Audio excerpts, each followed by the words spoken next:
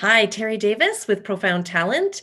We are talking now about recruitment strategies and how to ensure that we bring the right individuals into our organizations without unconscious bias or bias of any sort.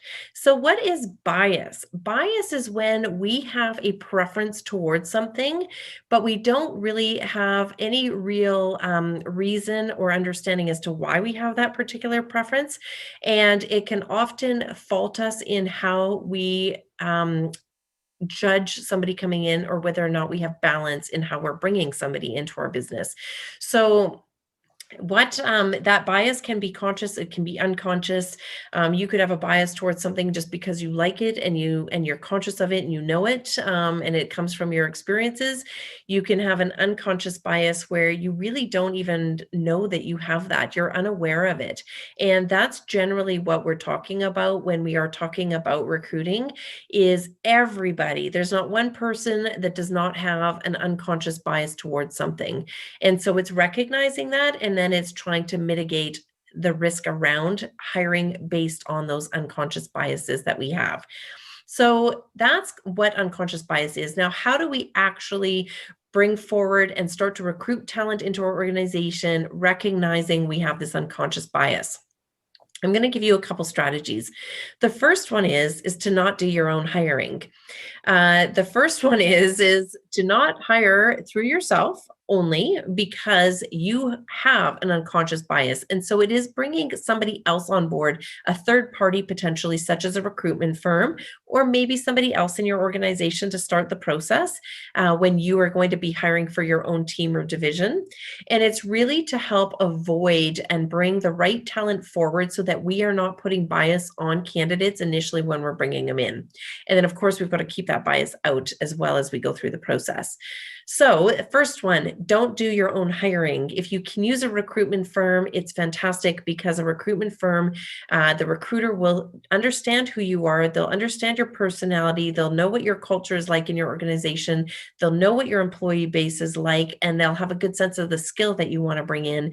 And they're going to assess on skill and personality type and the culture you want to have within your organization, but they are going to have not the same biases as what you're going to have. And because you're so close to that hiring decision, that it's really hard for you to make a decision that is not going to bring bias into play.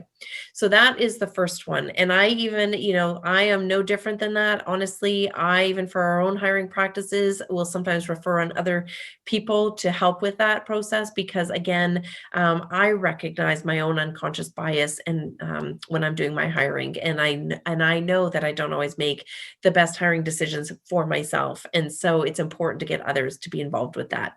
So that's the first thing. The second component to that is we can look at when applications come in, removing the names off all of the resumes.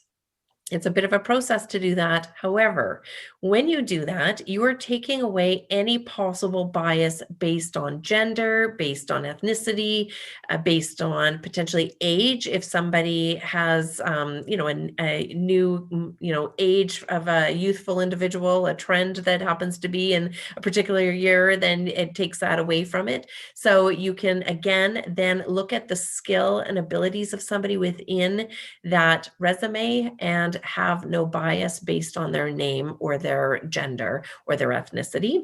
So that is a second strategy.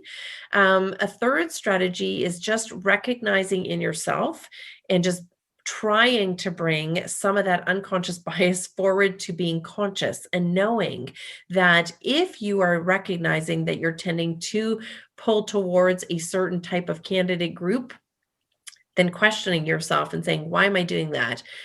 Do I need to open this up? Do I need to open up my own mindset to, to considering other possibilities? So it's again, just being conscious of it. So those are three immediate strategies that you can do to help kind of initially as the resumes come through.